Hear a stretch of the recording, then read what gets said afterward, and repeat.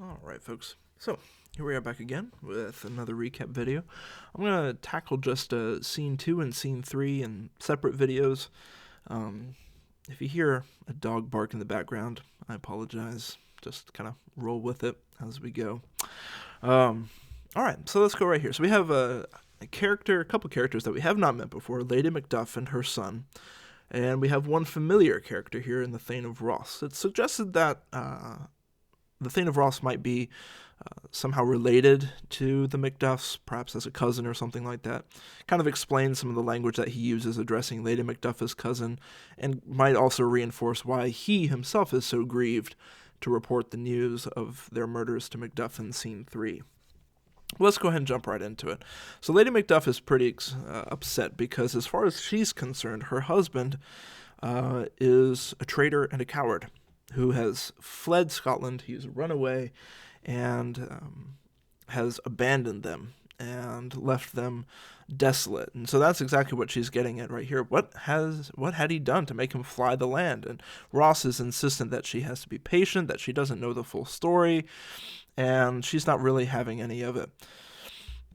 He must have patience. He had none. Like, he wouldn't wait. He just ran off. His flight was madness. When our actions do not, our fears do make us traitors. And so she's getting at that. Maybe the pressure got too high for him. He ran away because he was afraid. Well, you know not whether it was his wisdom or his fear. Maybe there's more to it than you know, which of course we know is actually the fact of the matter, that Macduff has fled to England to meet with Malcolm to try to get his help to come back and overthrow Macbeth.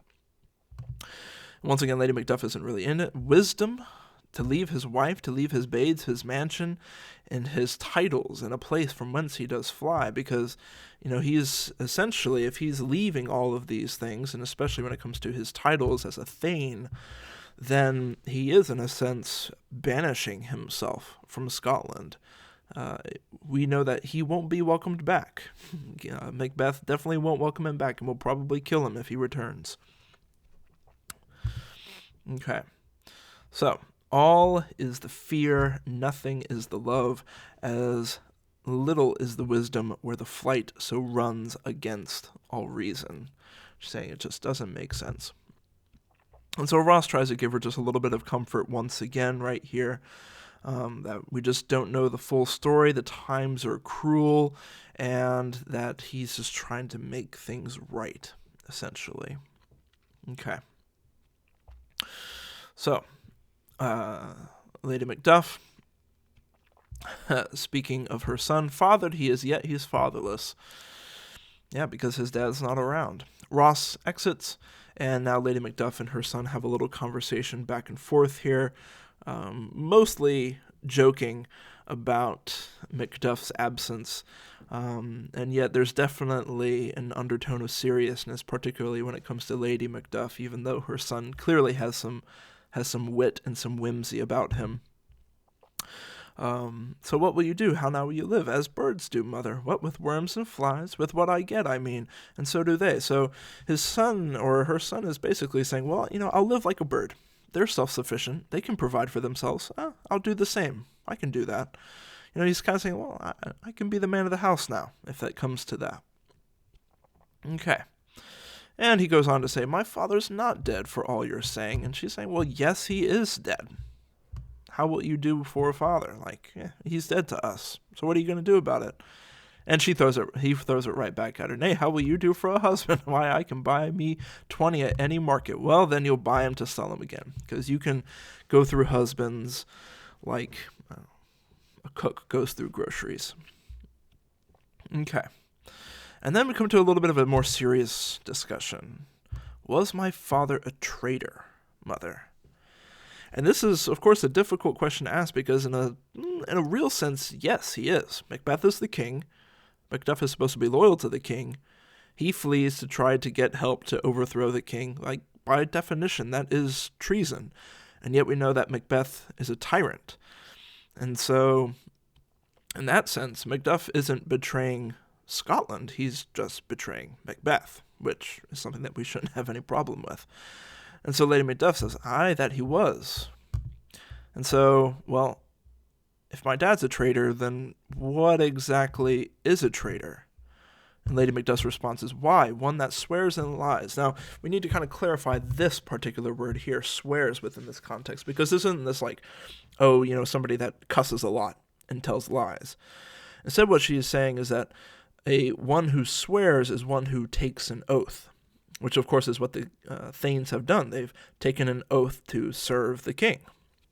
And so, in that sense, hey, if somebody who swears an oath and then lies about that oath or betrays that oath, then that is a traitor. Now, of course, we can look at that and we can say, well, that is a definition that fits Macbeth precisely.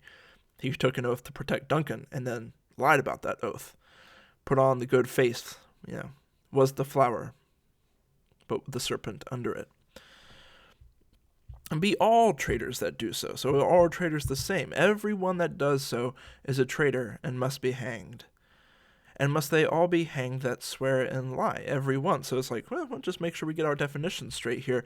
And here's a good question. Who must hang them? Why the honest men? And her son replies, then the liars and swearers are fools, for there are liars and swearers enough to beat the honest men and hang them up. And so once again, this is kind of getting back to something that the witches said earlier on about how fair is foul and foul is fair. And there's just kind of a confusion and a darkness that hangs over things where the son recognizes that, well, actually, you know what? There are more liars and traitors in the world than there are honest men. And so why don't they just overpower the honest men? Wouldn't it be the case that evil always wins out? That's an interesting question that he brings up. And Lady Macduff isn't quite ready to go down that road. She's like, oh, well, let's get back to talking about your dad. Hey, how wilt thou do with forefather? If he were dead, you'd weep for him. If you would not, it were a good sign that I should quickly have a new father. Oh, well, if he were actually dead, you'd be sad. You say that you don't love him, but deep down I know that you do. And, well, if he weren't dead, and if he were still alive and still had run away, then, well, you would be going out and trying to get a new husband. You would be looking for a new man. And you haven't done either of those things, so I still know that you care about him and that you hope that he returns. So, it's an interesting little bit that even though Lady Macduff, she's obviously upset with Macduff, she still loves him, and her son still knows that, which kind of makes this next part all the more tragic as a result.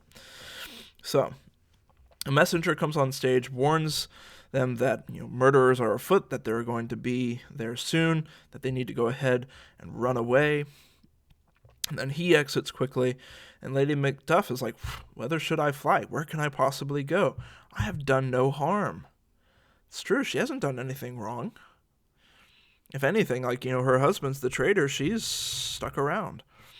But I remember now, I am in this earthly world where to do harm is often laudable, to good sometimes accounted dangerous folly. Here's once again our fair is foul and foul is fair, where if you do bad things, they work out well for you, and if you do good things, then sometimes that's what puts you in danger. It's a terrible, inverted, upside-down world that they're living in now. Why then, alas, do I put up this womanly defense to say that I have done no harm? What good is it to say I haven't done anything wrong when nobody cares, whether that's the case or not? So the murderers come in. They inquire as to her husband because, of course, they're mainly there for Macduff. But, they have orders to kill everybody in the castle. And here, Lady Macduff, it's clear that she still cares for her husband. So where is your husband? I hope in no place so unsanctified, where such as thou may find him. Well, wherever he is, I hope he's safe and that you can't get to him. Well, he's a traitor. Now, of course, this is going to be something that stabs into, no pun intended, her son, because he's like, there's no way. My dad is a good man. Thou liest, thou shag-eared villain. What, you egg? This is kind of like an old school word for a brat or something like that. The kind of insult that you would throw at a kid. And so, what, thou egg, thou young fry of treachery, stabs him, murders the son right there. He has killed me, mother. Run away, I pray you. Lady Macduff exits screaming, murder, murder, and followed by the murderers, carrying the son's body, and of course we know that ultimately they're going to catch her and kill her too. And so that brings us to the end of Act 4, Scene 2, and I'll pick up Act 4, Scene 3 in another video because there's a lot to unpack there. All right, folks, until next time.